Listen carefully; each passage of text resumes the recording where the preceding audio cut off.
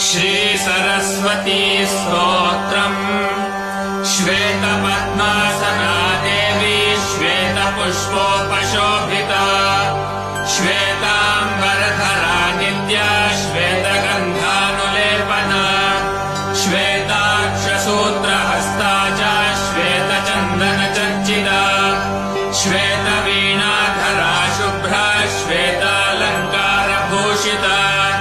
वन्दिता सिद्धगन्धर्वे रचिन्ता सुरदानवैः, पूजिता मुनिभिः सर्वैर्ऋषिभिः स्तूयते सदा। स्तोत्रेणादेन ताम् देवीम् जगद्धात्रीम् सरस्वतीम् ये स्मरन्ति त्रिसन्ध्यायाम् सर्वाम् विद्याम् लभन्ते ते। इति